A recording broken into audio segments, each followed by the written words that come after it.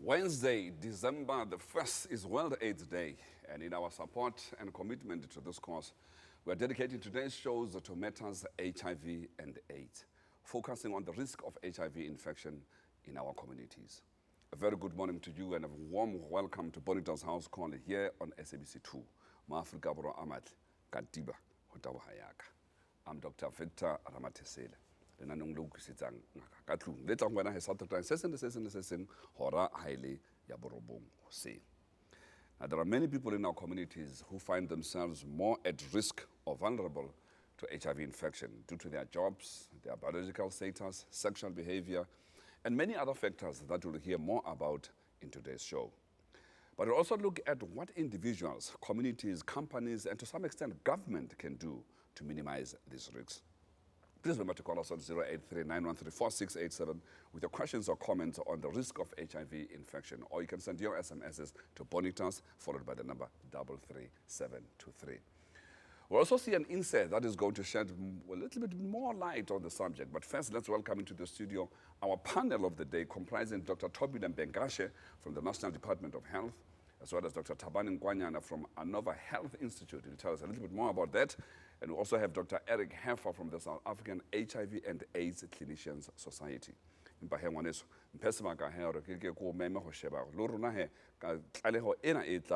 let's watch this insert that's going to tell us a little bit more about the risk of HIV infection. Let's watch.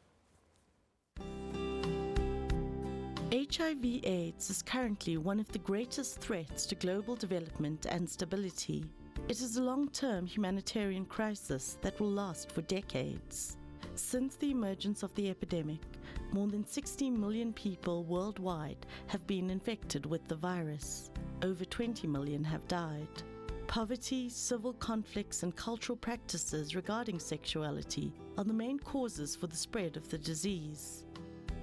As impoverished families try to cope with the mortality associated with the disease, a significant divestment of assets usually occurs, threatening the dissolution of the family itself.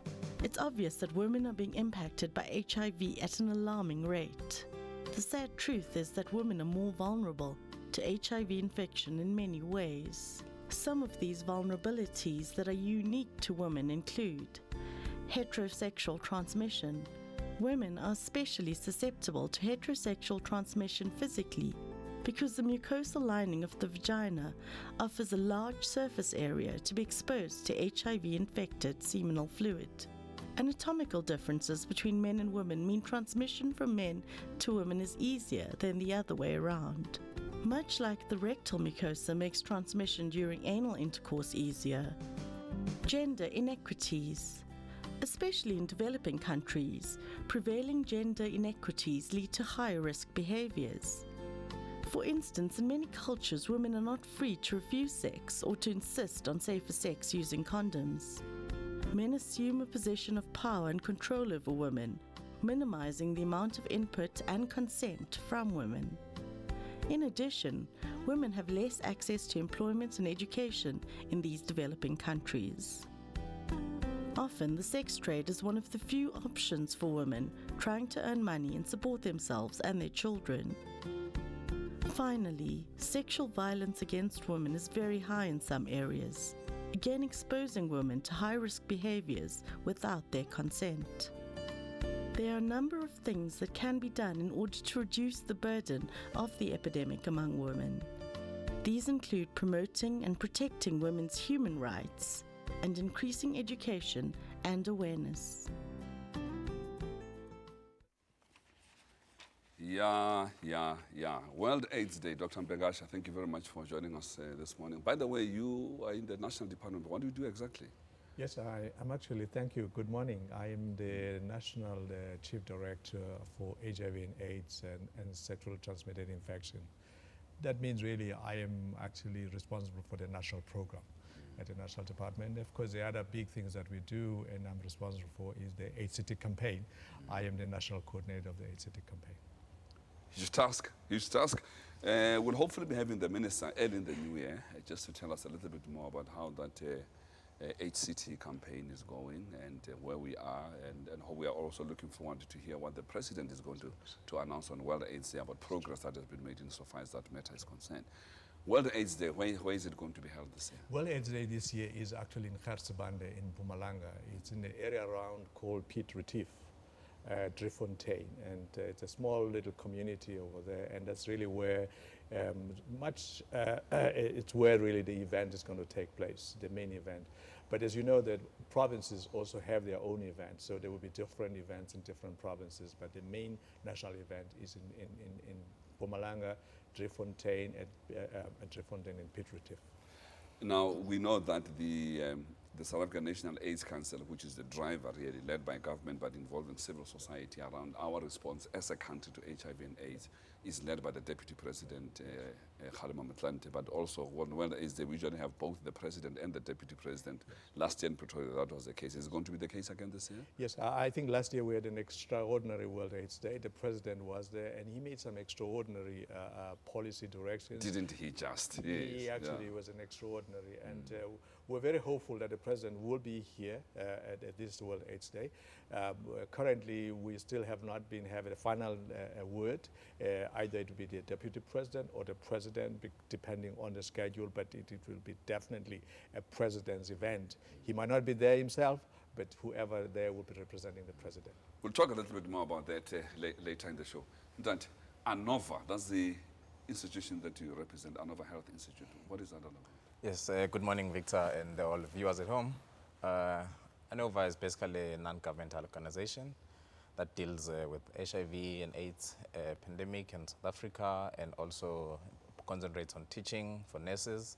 Now we have the new initiative by government that we have to train the nurses to start the programs of rolling out ARVs, because in the past it was just doctors who were giving out drugs and all those things.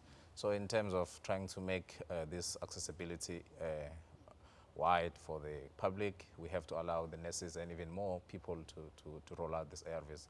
So basically we do a lot of training and also some service delivery in terms of HIV, AIDS care and prevention and management. So where are you based specifically? Our organization is based in Gauteng, Mpumalanga and Limpopo, Cape Town as well, but we in Johannesburg, we base mostly in Soweto. So we run clinics in Soweto, including some of the clinics in the Orange Farm.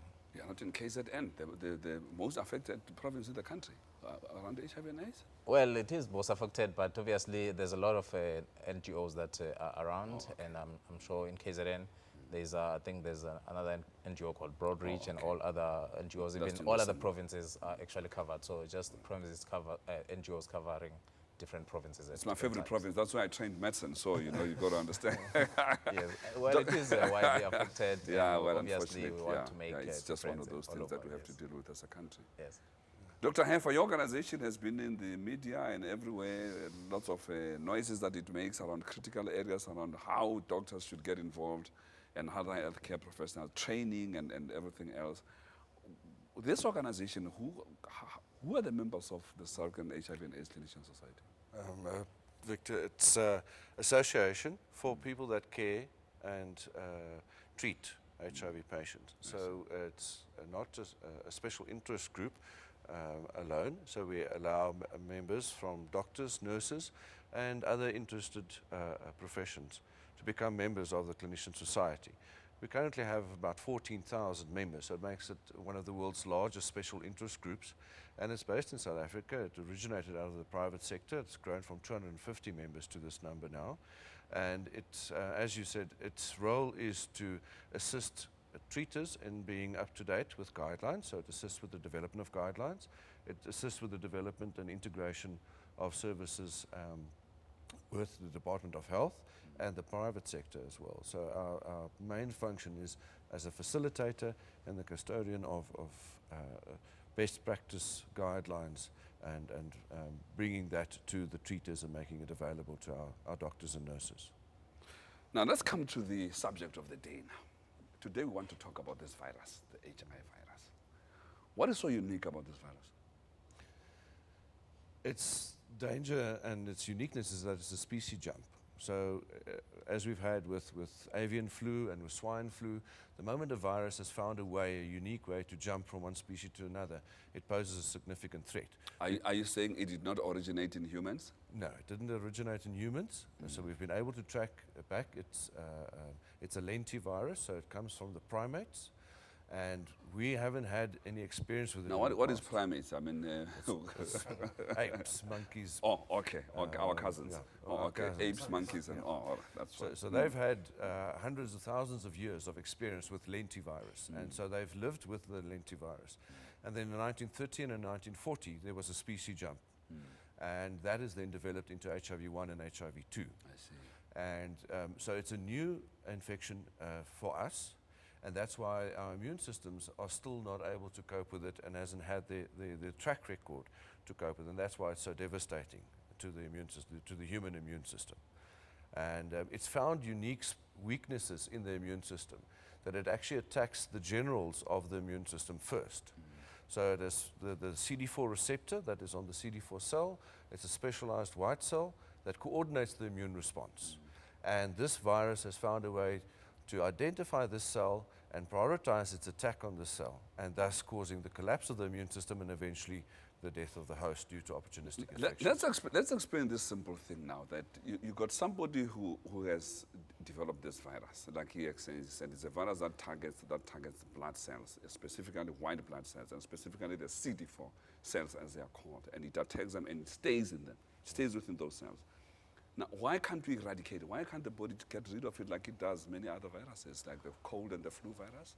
Well, like I was saying, HIV virus, I mean, this is, if you look at the years of its evolution, it has also developed its ways to survive, and it's a parasite.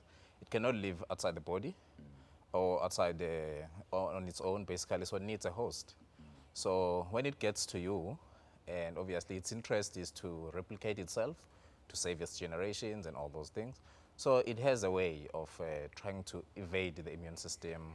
Obviously when it replicates, it's prone to errors, so it means even immune system, even if it will try to catch it, there's too many errors because it multiplies at a very high speed. So the immune system tries, but obviously due to the years of the virus evolution, really, it has learned ways of trying to evade the immune system. Before I go to the ad break, how long does it survive outside the human body? If it dries out, it is destroyed.